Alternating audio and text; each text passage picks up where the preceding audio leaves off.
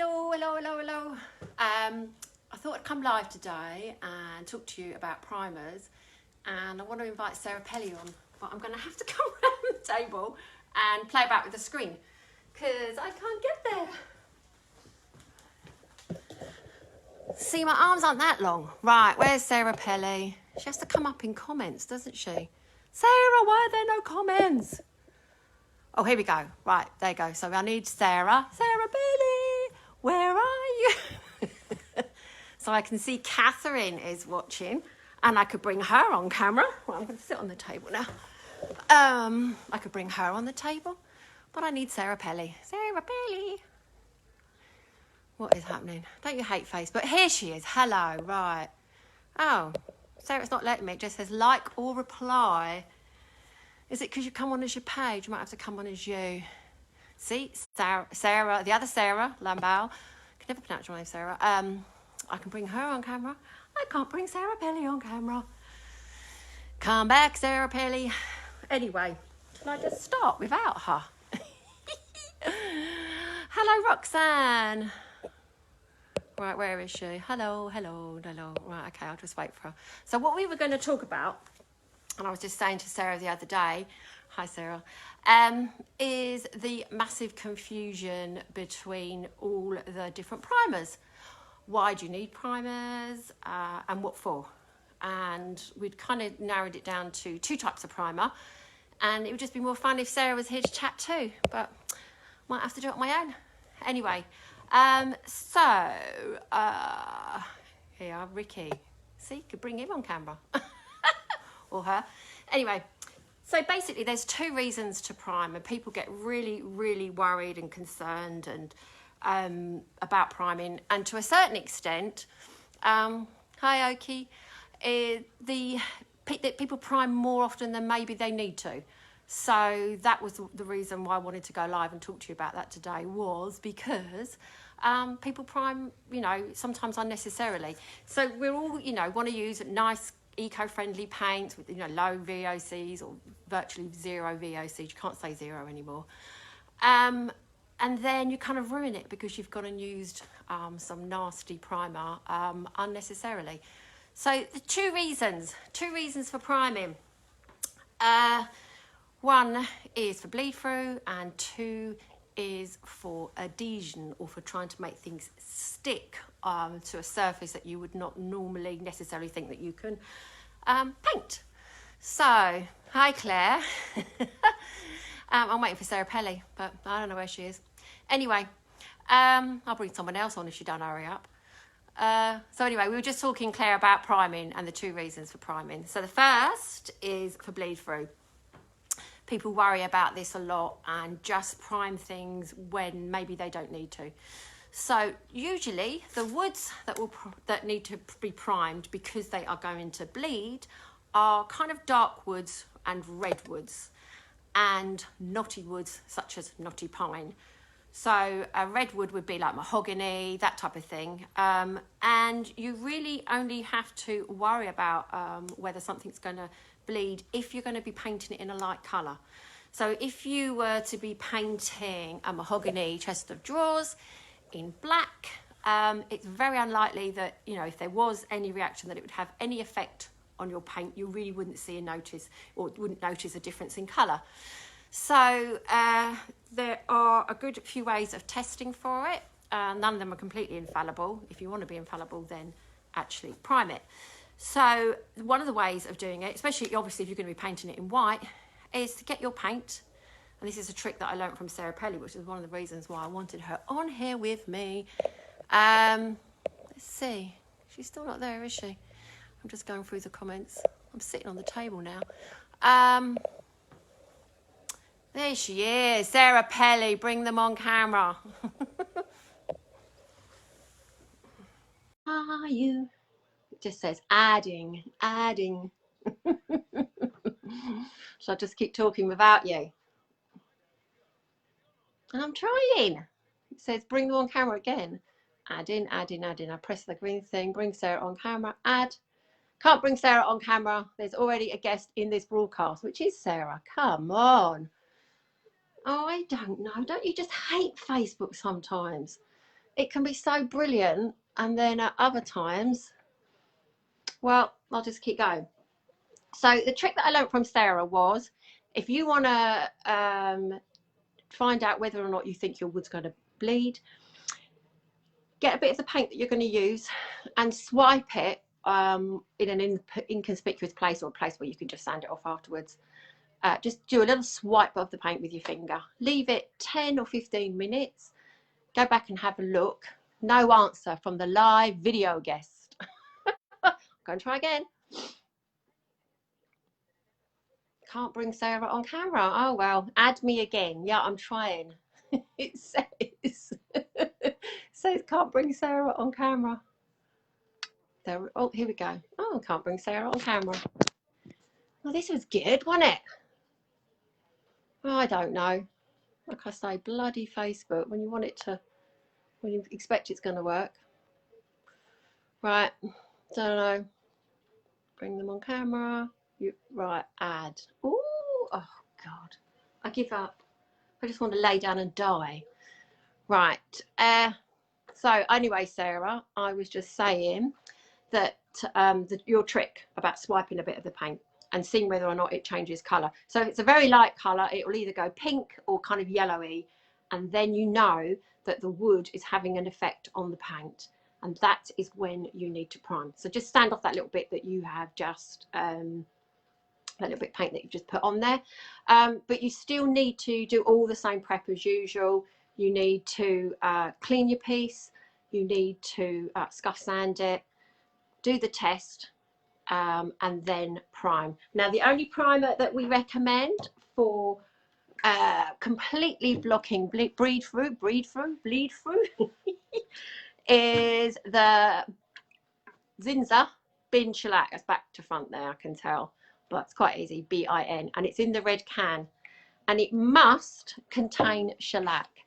If you use a water-based primer, it's basically like just having another coat of paint. And in fact, you know, Fusion is a really hard-wearing, self-sealing paint, as is Fleur. So generally speaking, a water-based primer would be no better than a coat of Fusion or Fleur. So it definitely has to be shellac. There's oil-based primers, but really the only thing that actually works is shellac. And shellac's made from some beetles or something, isn't it? I don't know. Is it beetle poo? I don't know, but it's something really, really strange. It's the same stuff that they use for nails. Right, it will either, yeah, it will either turn pink, brown, or yellow, is Sarah. So Sarah's giving me tips here. Yeah, I've seen it go pink and I've seen it go yellow for sure. Also, it tends to happen because the wood is such a dark colour, or a very red colour, and you're using white. There's a big transition in those colours. Yeah, lac, buck, extreme. Yeah, see, I did say I thought it was poo. So you'd be, if you were painting something white and it was mahogany, there's a big colour transition anyway. So a coat of the shellac primer won't do any harm, because it will save you a coat of paint, because it's a huge transition from those colours, and it's very difficult to get good coverage on something that you're painting that's very, very dark. So it won't do you any harm at all. You can tint them as well. I've never tried that. I think if you go and buy it in a big box store, you can get them tinted. So sometimes it's good to go and have it tinted grey, because it's halfway between black and white. If you're painting from dark to light, it's like a transition between the two colours. So that helps. So that's that. I do actually sell this. So that's the bin. And it also comes in a spray can form. So the other wood that you would need to prime, or the other reason that you would need to prime with a shellac, is if you're painting pine, and pine is knotty. You've probably seen it. I don't know if you've ever seen it on a piece of furniture. It literally weeps. So rather than painting the whole thing, obviously you can use it in the can version. If you want to, not the greatest fun to paint with this stuff. It's not that great. You could use the spray, and I tend to spray twice. And it's interesting because you spray the knots with this stuff, and yeah, you can normally see a colour change. It normally goes yellow. So you definitely know that they are going to bleed. Let it dry and spray again. Just sort of try and spray and blend it a little bit. You can sand around the edge afterwards, so that, you know, when you start painting, it will not notice so much. So that's the only reason you would prime with these, with a shellac based primer, is for bleed through. How often do you use a stain blocker? How often? I try very hard not to. Basically, if I've got something mahogany, I wouldn't bother painting it white. I'd paint it black or a really, really dark colour, because then you just don't need to, do you? That's the thing. But I get to kind of choose what I want to paint. If a customer came to me and asked me to paint a chest of drawers white, I'm looking at one now over here that's nearly finished. If it was mahogany, I wouldn't really want to. You would end up with so many coats of paint. I just don't feel that that's a really long-lasting finish. It takes every coat of paint, the primer, you're adding layers and layers and layers to it, and then it just takes longer and longer for the paint, for the water in the paint to evaporate and for it then to harden, so, and cure, which can take 3 weeks. But the more layers you've got, the longer it's going to take. Is it working now? I just had a notification. Da-da! Well, no, the little things disappeared that had you on there. Hold on. No, can't bring you on camera. I can go back and try. Da-da-da. Let's see if I can use your earlier bring you on camera. There you go. Oh, it says adding. So that's basically what we use the bin shellac for. It does have some adhesion properties to it, but if you want to paint something that's shiny, like a plastic, a glass, I've even painted glass using an adhesion primer, then you need to use what we call an adhesion primer. So Fusion, I've got one. It's called Ultragrip. They actually call it, what do they call it? I'm just trying to add her again. Oh, for goodness sake. They call it a bonding agent. The other one that I use is Whitsons, and they call this an adhesion primer. Adhesion, as in stick. That's basically what it means. Fusion is got a lot of resin in it, which is what we use in paint to make it stick and go hard. It's white in the bottle, but it dries kind of clear.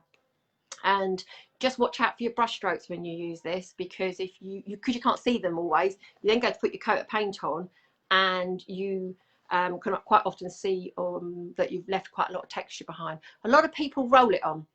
So if you use a roller with it, or a brush, whichever way you want to do it. So say it's a plastic or a very, very shiny laminate, still the same process, still clean. If you can give it a little scuff sand, obviously you can't with like things like glass, it would scratch it, or plastic even.